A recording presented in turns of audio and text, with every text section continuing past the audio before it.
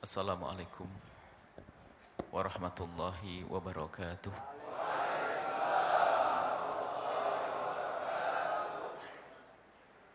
Alhamdulillah alladzi fataha li asfiyaihi wa ahibbaihi bab at-taubati wal maghfirati. Fa salatullahi wa salamuhu ala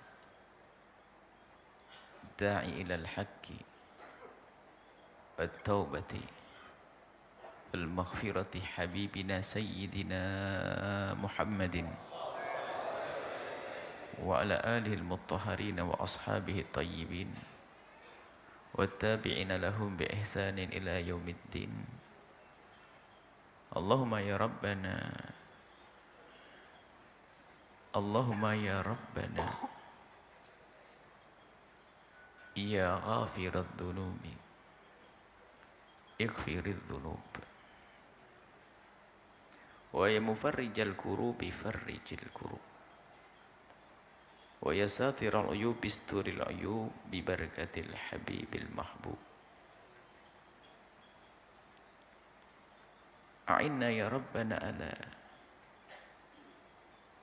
dhikrik wa syukrik wa husni ibadatik. A'inna ala ta'ati. A'inna ya rabbana ala al-hijrati ilaika wa ila habibika sayyidina Muhammad. Ruzukna ya rabbana taubata qabla al-maut wa syahadata inda al-maut wal jannata ba'da al-maut. Amma ba'du. Yang sangat kami cintai, kami muliakan para pecinta baginda Nabi, para perindu baginda Nabi Muhammad sallallahu alaihi wasallam, wabil khusus para habaib dzurriyyah baginda Nabi, para ulama pewaris baginda Nabi. Semoga seperti Allah mudahkan kita berkumpul atau bergabung saat ini, Allah memudahkan kelak kita berkumpul dan bergabung di surga. Di tengah-tengah kita ada baginda Nabi Muhammad sallallahu alaihi wasallam. Bicara tentang hijrah yang disampaikan, tidak ada kata terlambat untuk hijrah. Malah baru ngerti kalau itu yang harus dibahas. Bismillah. Dan itu hal yang sangat penting bicara tentang hijrah. Kita harus tahu makna hijrah itu apa sih? Hijrah itu adalah berpindah. Bisa hissi, bisa maknawi, zahir jasad kita. Bisa pindah dari tempat ke tempat lain. Akan tapi yang dimaksud dalam hijrah selama ini memang dua. Kadang dimaksud hijrah fisik seperti yang terjadi pada baginda Nabi dari Madinah, dari Makkah ke Madinah. Ada lagi hijrah yang disebutkan juga oleh baginda Nabi, hijrah maknawi. Man kana hijratuhu ilallahi wa rasulihi fa hijratu ilallah wa rasulih. Hijrah kepada Allah dan Rasulnya ini maknanya adalah berusaha kita menjadi orang yang selama ini terlena dengan apa yang Allah berikan kepada kita, dari kekayaan yang Allah berikan kepada kita, kesehatan yang Allah berikan kepada kita, tahta yang Allah berikan kepada kita, karunia-karunia yang Allah berikan kepada kita, kok ternyata itu menjadikan kita lupa kepada Allah. Maka yuk kita sadarkan diri kita sekarang, yuk menuju kepada Allah dan kepada Rasulnya. Itu makna yang tepat untuk kita saat ini bagi orang-orang yang lalai. Jadi hijrah itu adalah menuju kepada Allah dan Rasulnya. Tentunya kita harus sadar menuju kepada Allah dan Rasulnya itu seperti apa bentuknya, gambarannya, dan apa yang harus aku tinggalkan. Jadi kaidah hijrah itu kan sederhana kalau hijrah fisik. Kita berada di tempat yang tidak baik menuju tempat yang baik. itu harus ada kesadaran dong. Begitu juga kita harus sadar bicara hijrah ini artinya kita menyadari dulu kalau kita ini dalam lingkungan yang nggak baik atau dalam keadaan yang tidak baik. Baru nanti kita sah untuk hijrah. Kalimat hijrah bisa saja diucap. Hijrah itu bahasa lain juga tobat. Tobat itu kan berpindah dari maksiat menuju taat kan gitu. Hadir ke majelis kita semacam ini juga mau hijrah, meninggalkan kebodohan menuju ilmu. Jadi maknanya luas banget. Tapi yang terpenting kalau kita mau hijrah itu harus sadar bahwa kita itu berada dalam sesuatu yang tidak baik atau kurang baik, kemudian kita yakin bahasanya di sana ada sesuatu yang baik. Ini bangun keyakinan itu penting. Kalau enggak akan kita bisa hijrah. Yang ada hanya lesan kita hijrah. Apa yang kita mengerti tentang hijrah dan apa yang kita mengerti tentang tobat. Sehingga Imam Haddad rahimahullah ta'ala menyebutkan dalam kitab Adab Sulukil Murid ya. Sulukil Murid. Kalau orang ingin menuju kepada Allah, ini hijrah kepada Allah. Langkah pertama yang harus ia jalani, memijakkan kakinya di wilayah namanya tobat tadi. Nyadari kesalahannya, nyadari kekurangannya, baru bisa jalan menuju kepada Allah. Maka yuk kita sederhana malam ini, kita merenungi, sadar belum kalau kita ini banyak nggak baiknya. Omong kosong kita ngomong hijrah. Kita bicara tentang pulau yang indah. Tapi kalau kita menikmati keadaan kita di tempat yang saat ini nggak akan pindah ke pulau tersebut. Jadi harus sadar betul saat ini keadaan kita kayak apa. Yang nggak menyadari keadaannya tidak baik, susah diajak hijrah. Susah diajak hijrah. Bicara sedikit tentang tobat saja. Tobat dulu deh. Sederhananya kita harus tobat semuanya. Nggak ada yang tidak dosa di antara kita. Nggak usah mikir dosanya orang lain deh. Dosa kita sendiri aja banyak, ngapain mikirin dosanya orang. Kita mikir dosa pribadi, mata kita. Apa yang kita lihat dalam sehari ini dan seminggu ini. Lesan kita, apa yang kita ucap. Ini urusan dengan Allah. Belum lagi urusan kita dengan ibunda kita, ayahanda kita. Berapa kali kita ngangkat suara kepada beliau-beliau. Ibunda kita, ayahanda kita. Yang katanya khusyuk di masjid, ahli tahajud. Tapi kenapa kok kasar sama istrinya? Perlu hijrah. Seorang wanita yang rajin hadir pengajian. Tapi kalau ngomong sama suami, kenapa ngangkat suara? Ini adalah keadaan-keadaan yang harus disadari dulu sebelum bicara tentang hijrah. Sebab kan kaidahnya orang tobat, kalau bicara tobat. Hijrah itu ya tobat sebetulnya. Menyadari di tempat yang tidak baik, menuju tempat yang lebih baik secara hissi, dohir. Atau secara makna, saya ini perilaku saya kurang baik. Orang gak akan mau belajar kecuali sadar dulu kalau dia adalah bodoh dia. Oh, dia pinter ngapain belajar? Makanya dia bapaknya ngerti, anaknya belum ngerti apa-apa, dan dia juga tidak ngerti apa-apa, pergi ke sekolah mau belajar. Itu kan kaidahnya begitu semuanya. Sadar dulu. Maka yang terpenting dalam hidup kita adalah introspeksi. Kita merenung diri kita. Bukan orang lain. Aku ini loh. Aku sebagai anak, bagaimana urusanku dengan ayahku? Aku sebagai ayah. Sebagai ayah, bagaimana urusan dengan anakku? Anakku sekolah di mana, bergaul dengan siapa, kenal Allah atau tidak? Orang bisa saja dia ahli ibadah, ngurusi dirinya sendiri dengan Allah, tapi lupa bahwasanya urusan dengan anaknya nggak beres kok. Oh, dia ahli sujud, tapi tidak tahu sekolahnya di mana anaknya. Apakah kenal Allah atau tidak? Ini permasalahannya dia tidak mengerti hakikat hijrah tadi. Kita merenung semuanya, masing-masing dari kita. Sampai kita sampai kepada satu kesadaran bahwa, oh iya, aku banyak kekurangan. Urusanku dengan Allah banyak kekurangan. Aku sering melihat yang haram. Catat satu. Aku sering mengucapkan yang haram.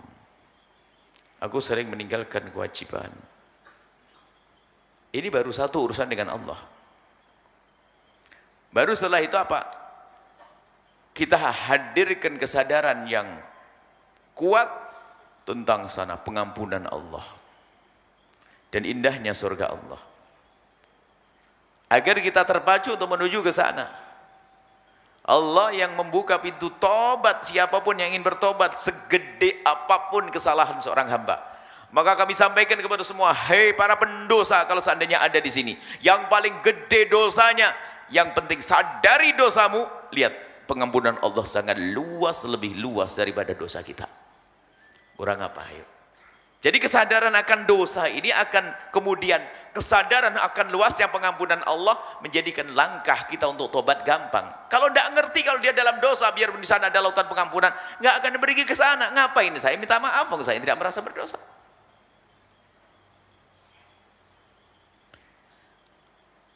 Dan kalau orang tidak merasa berdosa ini, padahal dia berdosa kan repot. Dosa yang paling dosa itu manusia berdosa tapi nggak sadar kalau dia berdosa, ini kan repot.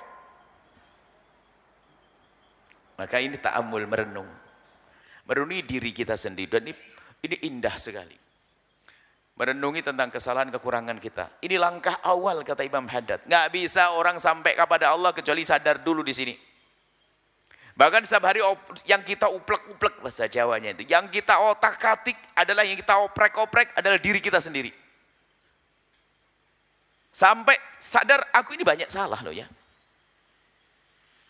Merenung kita banyak salah. Bicara tobat yang gede, tobat. Syaratnya tobat itu apa sih coba? Syaratnya tobat itu adalah menyesal. Orang nggak akan bisa menyesal kecuali sadar kalau dia dosa. Orang sadar orang nggak akan bisa sadar kecuali sering merenung. Jadi merenungi kita sendiri ini penting. Ngerenung mah enggak. Kadang melakukan kesalahan kepada istrinya nggak sadar, kepada anaknya nggak sadar. Anaknya sekolah di mana? Kalau bicara tahajud, dia tahajud paling hebat. Puasa Senin Kamis nggak putus. Tapi menyekolahkan anaknya saja milihnya asal, bukan memikirkan keselamatan anak di akhirat. Anak akan nurunkan orang tuanya nanti dari pangkat kemuliaan, menghantarkan neraka. Itu jangan dianggap tidak salah kita dengan anak kita. Kita zalim kepada anak kita di saat kita tidak menghantarkan anak kita kepada kemuliaan. Anak kita boleh jadi dokter, anak kita boleh jadi insinyur, anak kita boleh jadi apa saja. Tapi jangan lupa dia harus kenal baginda Nabi Muhammad SAW. Pastikan anak kita kenal Allah dan Rasulnya. Kalau enggak, nah ini. Kadang-kadang kita sibuk dengan diri kita, menyempurnakan diri kita. Ibadah, Masya Allah. Pak Haji ahli ibadah. Bu Haji ahli ibadah. Tentunya terlena. Setan ingin menjerumuskan dia ke neraka melalui anaknya. Dia lupa urusan dengan anaknya. Maka malam ini kita perlu merenung. Kita membawa hijrah anak kita kan. Jadi penyesalan itu penting. Kesadaran, kemudian menyesal, kemudian kita akan menyadari kalau kita tidak boleh di tempat tersebut, maka kita akan melaju ke tempat yang kita tuju, yaitu kemuliaan, hijrah kepada Allah dan hijrah kepada Rasulullah sallallahu alaihi wasallam. Jangan mikir orang lain dulu deh. Ayo kita mikir diri kita sendiri. Yang kalau bertutur kata kadang tidak terkontrol, nyakiti orang banyak. Kesombongan di dalam diri kita yang kita biarkan sehingga menjadikan kita mudah merendahkan orang lain. Hasud di dalam diri kita yang menjadikan kita ternyata menjadi menggunjing karena kita tidak senang saudara tetangga kita sukses. Teramat banyak kotoran di hati kita. Nah kalau kita sudah bisa melihat kekurangan diri, kemudian kita sampai derajat sadar istimewa, baru layak hijrah. Makanya hijrah itu jangan hanya kalimat yang digembar-gemborkan, hijrah, ini grup hijrah, ini teman hijrah. Hijrah apa? Kita faham hijrah atau tidak? Kalau hanya sekedar grup, hijrah itu bisa tren loh ya. Sebab kalau orang sudah dianggap hijrah kan sudah istimewa. Sebab memang orang kalau hijrah beneran mah istimewa. Orang hijrah itu istimewa, pasti. Orang hijrah gimana enggak kepada Allah. Cuman bener enggak? Bener enggak kita ini merasa kalau kita itu sadar dalam wilayah ketidakbaikan lalu kita menuju kebaikan? Tentang dosa-dosa misal saja. Ini yang paling mudah untuk kita bawa ke sana ya. Menyadari dosa. Urusan dengan orang tua dan sebagainya ini adalah bertahap nanti. Begini secara umum bahwa kalau orang punya dosa, kemudian kok mati belum diampuni oleh Allah itu akan disiksa. Dan dosa macam-macam. Tapi ingat, Kita jangan sampai bicara dosa ini tanpa diimbangi dengan kesadaran tentang agungnya pengampunan Allah. Nanti orang putus asa. Maka kami selalu sampaikan, hei hamba Allah yang banyak maksiat, sadari kemaksiatanmu. Menyesallah, kemudian lihat pengampunan Allah sangat luas. Riwayat-riwayat dari baginda Nabi, sanjungan Nabi kepada orang yang tobat banyak. Bahkan Allah sendiri menyebut kalau orang itu benar, ahli maksiat. Jadi kalau disebutkan dalam Al-Quran itu kan, wasari'u ila maghfiratim rabbikum wa jannatin arduhas samawati wal ardu iddat lil muttaqin. Surga itu disiapkan untuk orang bertakwa. Takwa itu kayak apa sih modelnya yang tempatnya surga yang istimewa itu? Ada yang berbuat baik, alladzina yunfikuna fis sarra'i wad dharra'i wal kadhimina al ghaidha wal 'afina 'anil nasi wallahu yuhibbul muhsinin. Nah, ini orang bertakwa adalah itu yang senang berderma dalam keadaan apapun. Nah, ini sering berderma dalam keadaan apapun. Kemudian dia menahan amarah, urusan dengan sesama, tidak gampang emosi. Kadhimina al ghaidha wal 'afina 'anil nasi wallahu yuhibbul muhsinin. Tapi lanjutan ayatnya harus kita dengar. Ternyata orang yang mendapatkan surga bertakwa ini bukan hanya orang berbuat baik-baik ini. Kita yang banyak salah ini bisa digelari takwa asalkan ambil walladzina idza fa'alu fahishatan aw dzalamu anfusahum dzakarullah. Mereka yang berbuat zalim, berbuat dosa tapi segera sadar, enggak usah nunda esok hari. Saat ini aku harus menyadari kesalahanku. Menyebut nama Allah, memohon ampun kepada Allah, karena tahu yang mengampuni hanya Allah Subhanahu wa taala. Artinya, hei pendosa dimanapun berada, jangan putus asa, bergegaslah. Kalau sudah orang tobat serius, sebesar apapun dosa seorang hamba, kalau sudah tobatnya benar, hijrahnya kepada Allah benar, maka dia dari yang semula di wilayah dosa, kubang kehinaan, nista, dia akan masuk wilayah yang agung, yaitu wilayah mahbubiyah, dicintai oleh Allah. Innallaha yuhibbut tawwabin. Allah mencintai orang yang bertobat. Makanya jangan ragu. Jadi nggak ada kata terlambat untuk tobat. Sampai disebutkan tadi bahwasanya di surat An-Nisa tadi, bahwasanya yang disebutkan oleh pembawa acara, bahwasanya orang niat tobat, naudzubillah, semoga kita jauhkan dari dosa. Anggap saja dia bermaksiat, habis zina, habis sini, tak tahu apa, dia sadar, nangis, balik, pulangnya mau tobat dia. Saya nyeseli semua ini, mati di jalan, sampai pada Allah. Padahal belum sempat sholat dia, belum sempat sujud, hanya dia di dalam hatinya niat, dia menyesal. Dia setelah mabuk, setelah judi, dia keluar dari gedung perjudian dan perzinaan, dia keluar nyesel, nitikan air mata, ya Allah, saya mau tobat, pulang ketabrak mobil. Di depan mata manusia saja kelihatannya dia mati baru zina. Kan begitu ya? Padahal hakikatnya di hadapan Allah dia sudah diampuni Allah. Makanya jangan nunda niat untuk tobat. Jangan berkata besok saja. Iya, kalau besok hari untuk kita, jangan-jangan malaikat Israel malam sudah datang. Kenapa kita menunda esok hari?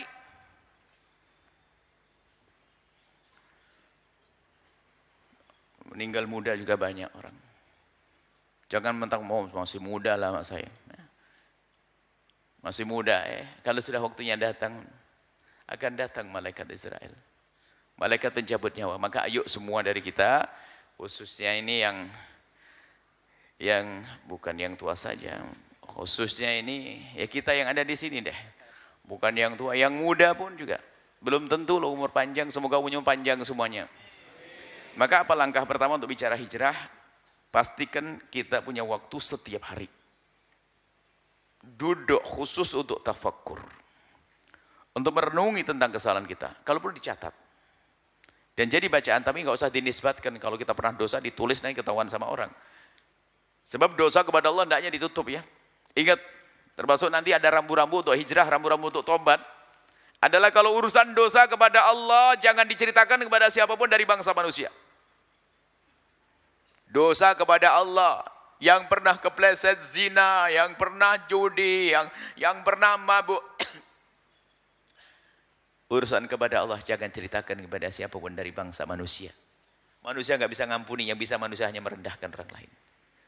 Cukup tutup urusanmu dengan Allah, menangis di tengah malam, derai air mata, beres dengan Allah. Ini kalau bicara hijrah tuh itu deh, bukan hijrah tempat, itu tempat.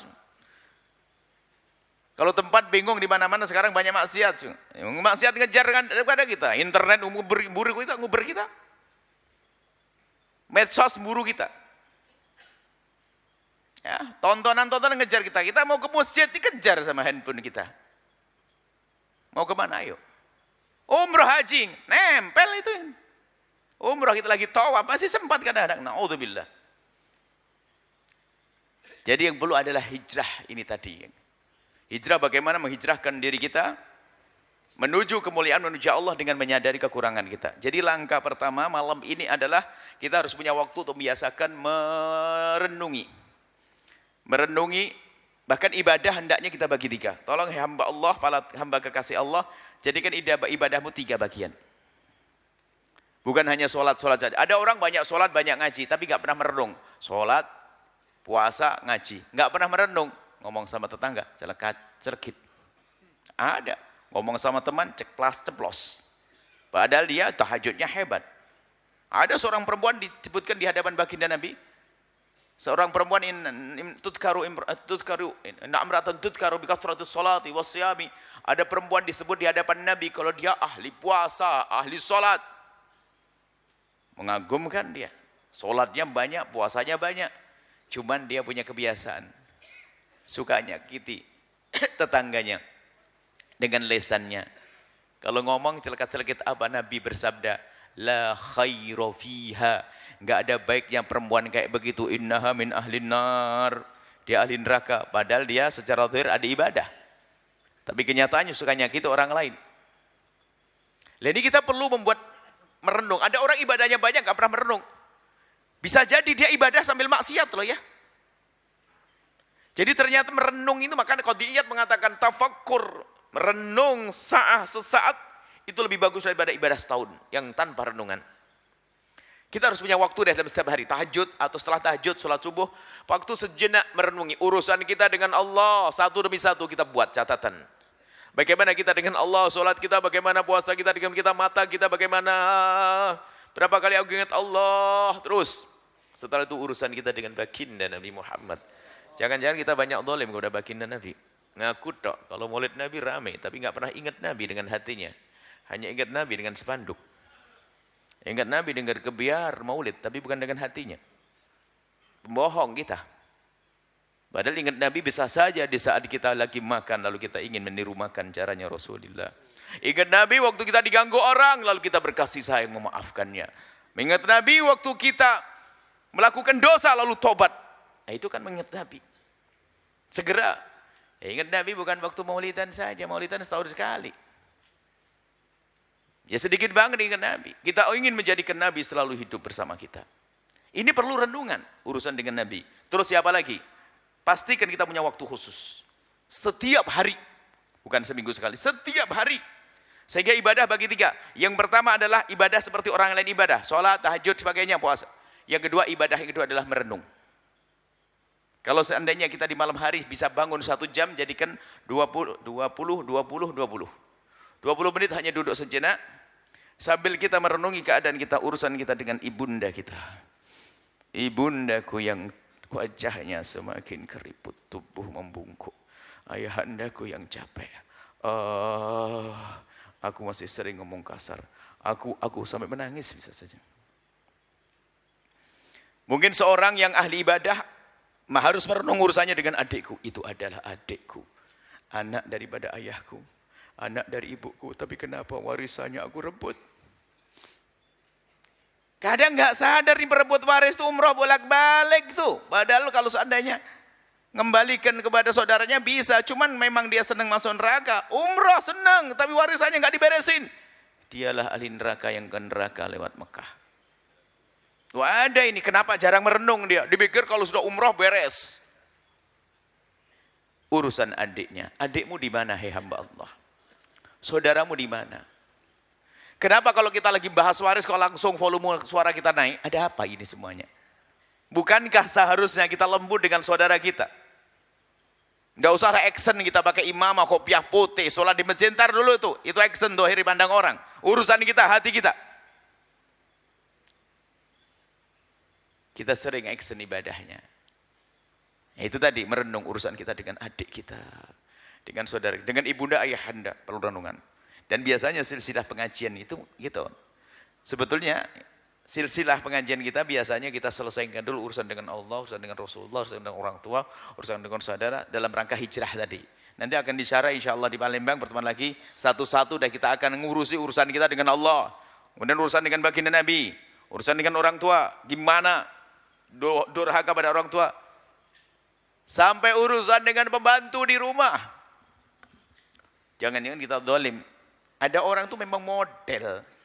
Bukan nggak punya duit, modelnya suka nunda-nunda bayar gaji. Modelnya suka nyakiti halus. Pembantu masak bertahun-tahun nggak pernah ngerasakan masakan enak bosnya. Dan bos nggak pernah sadar, kan memang hot bosnya nggak pernah merung, nggak pernah ngaji dia. Jadi pembantu, bahkan tidak pernah diajari sholat. Apakah tidak ingat Nabi kita yang aku cinta Nabi? Kullukum ra'in wa kullukum mas'ulun an ra'iyati. Pembantu di rumah kita punya tanggung jawab. Kalau nggak sholat kita dosa. Cuman karena selama ini nggak pernah mikir ke situ, dipikir surganya melalui haji dan umroh tadi. Dia bos itu haji umroh, tapi pembantunya di rumah tidak sholat. Ayo. Pembantunya yang menyetrikakan kenanya, yang menyetrikakan baju kokonya nggak pernah diajari sholat. Allah. Ayo kita merenung semuanya. Pembantu, tetangga kita. Masya Allah. Dan kita perlu ini semuanya. Kalau pengen hijrah, jangan hanya ngomong mau hijrah. Hijrah kemana kita? Tidak sadar. Kita dari mana mau kemana nggak ngerti. Dari dosa menuju taat kita tidak paham kalau kita berdosa.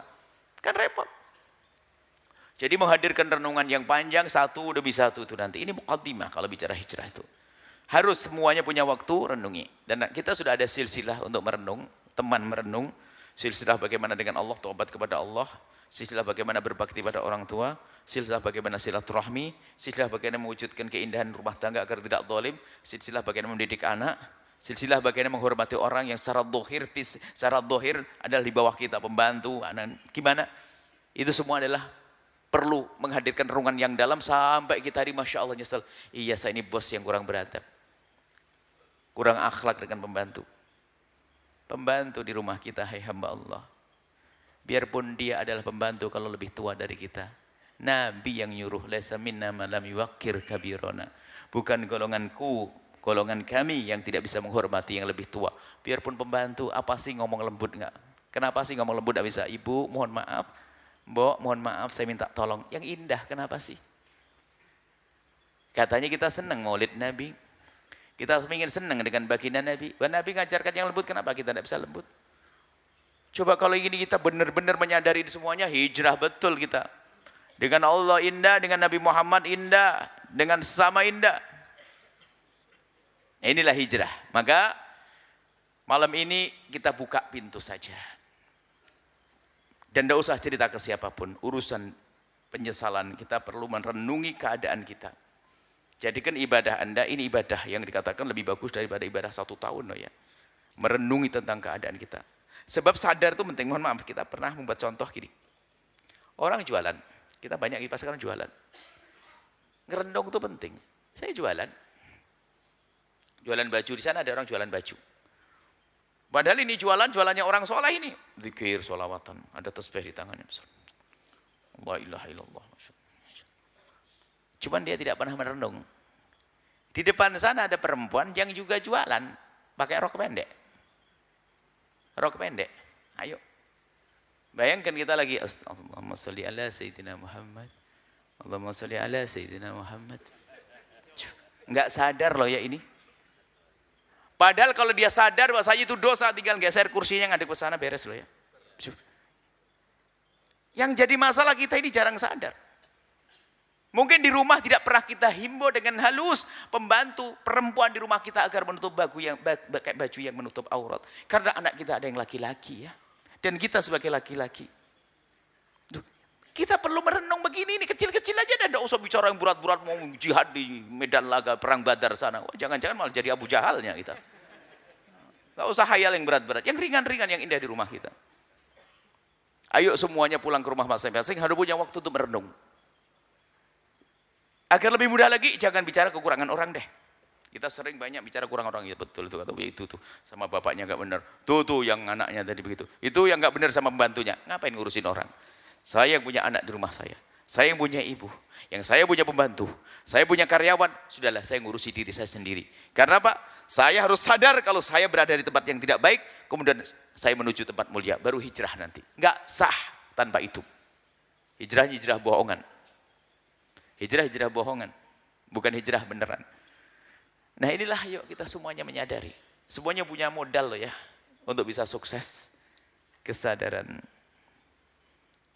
dalam diri kita. Semuanya masing-masing. Dan kemudian juga untuk membantu renungan ini ya kayak menghadiri pengajian begini ini sebetulnya. Menghadiri, cuman ini kan sifatnya umum. Kita perlu spesial dong. Ini adalah dibantu, ustadz-ustadz membantu kita untuk merenungi. Tapi lebih spesial Anda harus pasti di rumah kita. Subhanallah, di rumah kita. Kita merenungi. Kelihatannya kita bengong begini, tapi sebetulnya dia punya catatan-catatan penting. Bahwasanya aku tidak boleh lagi dengan ibuku. Bahkan nanti ada kalau bicara silsilah, sebetulnya malam ini kan silsilah penyakit hati. Karena ini rentetan majelis-majelis kita di seluruh Indonesia itu adalah majelis ini kan. Karena diikuti oleh Al-Bahjah TV, kalau tidak ada silsilahnya enggak cantik. Sebenarnya membersihkan hati. Lah ini kita perlu menyadari urusan membersihkan hati ini. Enggak usah ngurusi orang deh, hati kita sendiri. Yang kita kadang dendam sama orang, yang benci sama orang, dengki sama orang, sombong, merasa direndahkan dan sebagainya. Ini kan tidak bisa orang kecuali dia menyadari itu semuanya. Baik, kita simpulkan, kita akan buka tanya-tanya jawab setelah ini. Bahwasanya di dalam kita belajar itu, biasakan kita memulai dari diri kita sendiri. Sudahlah, pokoknya jangan merasa hebat deh, jangan merasa bersih, merasa baik. Kita harus merenungi. Biasakan mencari kekurangan diri. Kalau sudah orang pandai mencari kekurangan diri, dia akan menjadi paling baik pada akhirnya. Kekurangan diri di rumah kita masing-masing deh. Sebab kita tuh biasa loh ya, kalau belajar, itu ternyata bukan untuk kita. Biarpun kelas ustadz. Kadang kita kelas ustadz, dengar ceramahnya guru, itu yang kebayang, wah ini omongan ustadz ini cocok banget dengan orang di kampung sana. Bukan dia, orang kampung sana. Dianya kayak bukan manusia lagi. Kulaan tok deh. Mestinya, oh saya itu. Makanya kalau Anda semua belajar kok sudah merasa, aduh pas banget omongan ustadz untuk saya. Berarti Anda benar terus. Ngena betul tuh, Masya Allah. Jelek buat saya ini. Jelek buat saya, ini baru hebat. Bukan jelek buat dia. Subhanallah. Nah ini insyaf. Kesadaran belajar semacam itu. Jadi, jadikan apa yang kita dengar, petuah ulama, firman Allah, sabda Nabi, adalah kita pertama kali yang mendengarnya. Malam ini kita malam koreksi. Belum istri kita, belum anak kita, saya, aku. Sudahlah, kalau semua begini indahlah. Enggak ada artinya kita ngomong hijrah, ngomong tobat. Kalau tidak kita menyadari. Apa artinya tobat kalau tidak ada kesadaran bahwasanya kita menyesal. Seperti itu. Ini saja bisa kami sampaikan. Ayo, besok punya catatan kecil. Semuanya punya catatan, renungan-renungan. Agar kita sadar kita berada di tempat yang tidak baik untuk menuju tempat yang indah. Pengampunan Allah. Dan kami serukan kepada siapapun yang paling banyak dosanya. Hei hamba Allah yang paling banyak dosa. Ibaratnya hidupnya selalu dosa. Tidak ada dosa yang dilihat kecuali pernah dilakukan. Bicara zina, dia zina. Mabuk-mabuk, judi-judi. Semuanya. Oh, ingat. Pengampunan Allah lebih luas dari itu semuanya. Ada contoh orang yang paling jahat zaman itu, tapi menjadi orang yang paling dekat dengan Nabi. Sayyidina Umar bin Khattab. Sebelum masuk Islam, apa targetnya? Memenggal leher Nabi. Waduh, jahat apa melebihi dari ini. Tapi ternyata kalau sudah dipilih oleh Allah menjadi orang mulia. Khalid bin Walid telah mukul mundur kaum muslimin berkali-kali. Tapi pun akhirnya masuk Islam. Dan dosa-dosa yang dilakukan hamba Allah tidak segede itu. Tapi pun pada akhirnya Sayyidina Khalid bin Walid setelah tobat menjadi mulia. Makanya yakin semuanya bisa mulia. Jangan berkata, sudah terlanjur begini.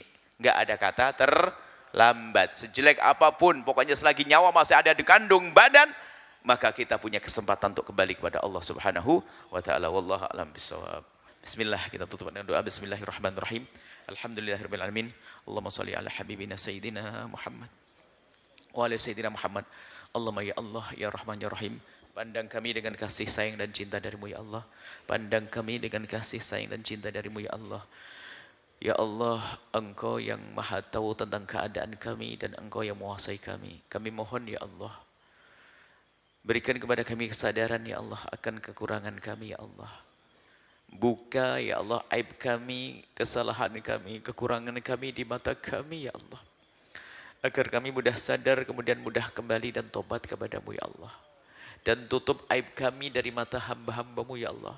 Dan tutup aib hambamu dari mata kami ya Allah. Kami tidak ingin melihat kekurangan siapapun dari hambamu ya Allah.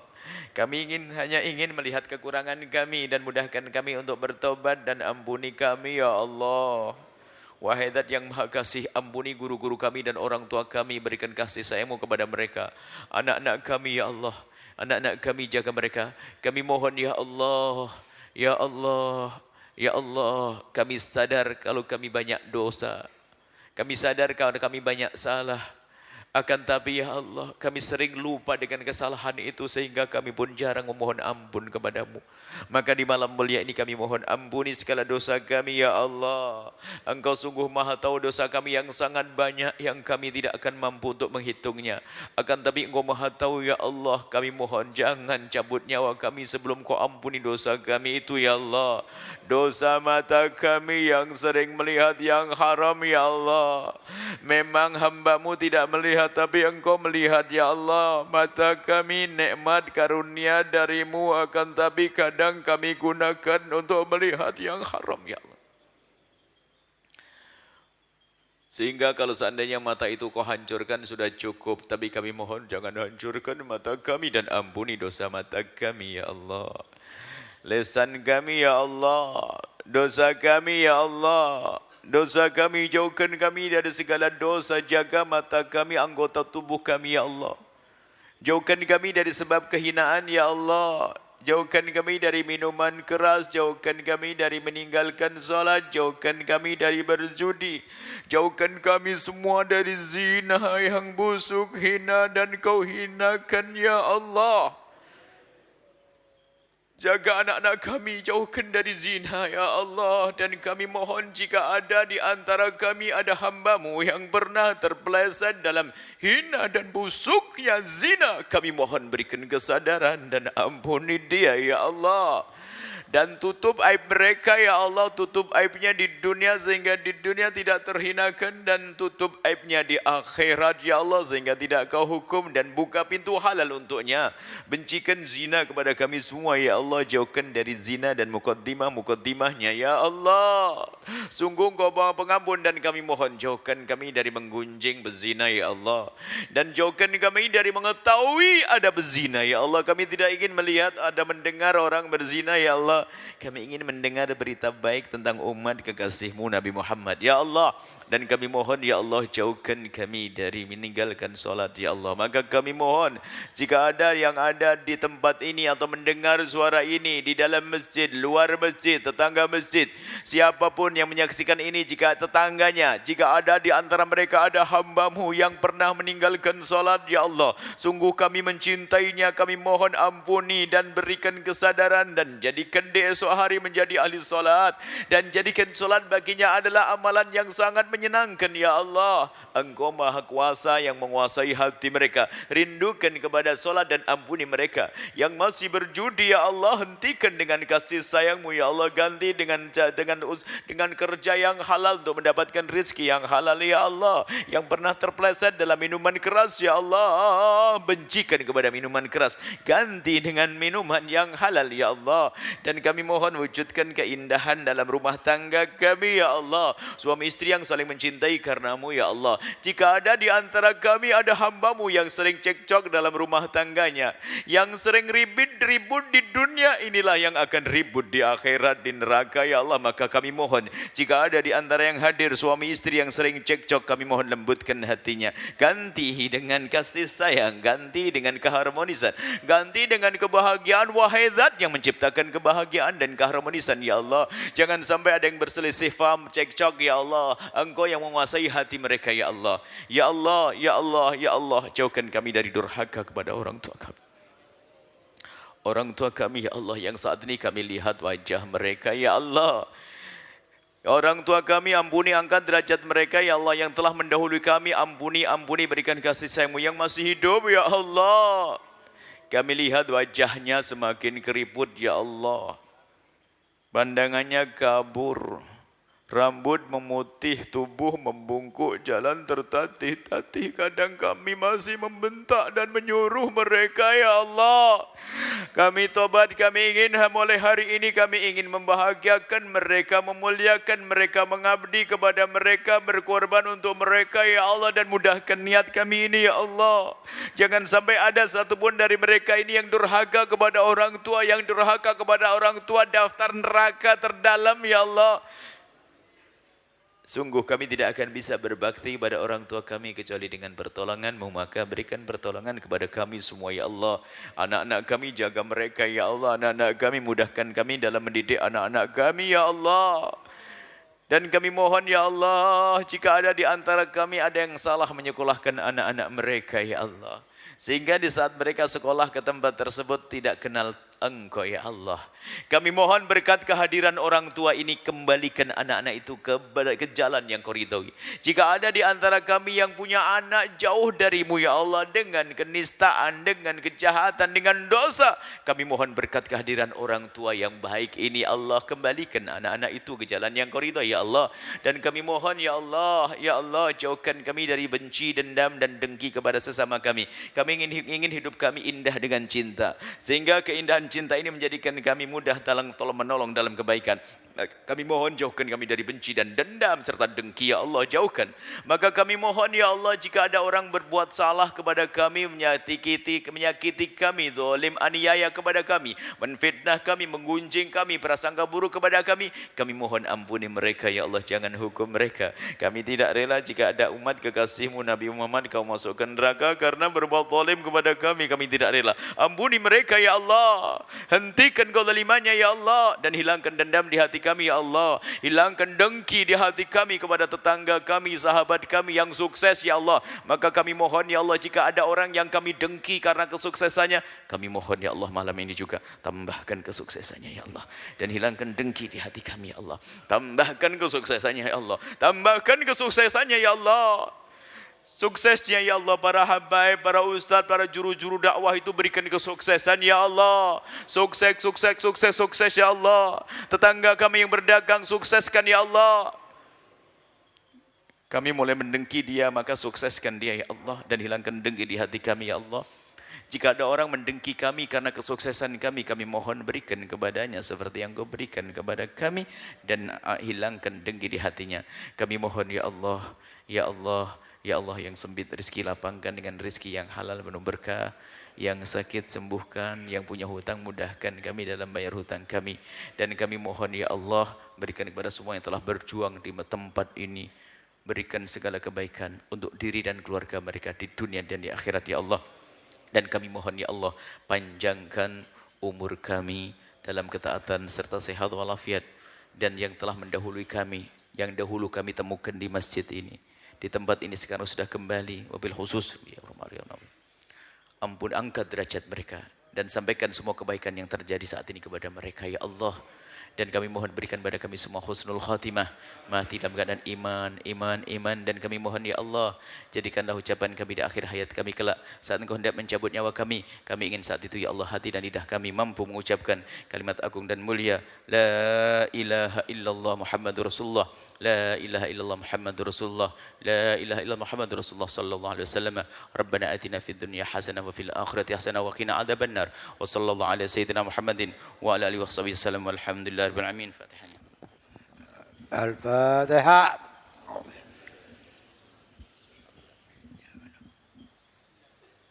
Jazakumullah, masyaallah, alhamdulillah.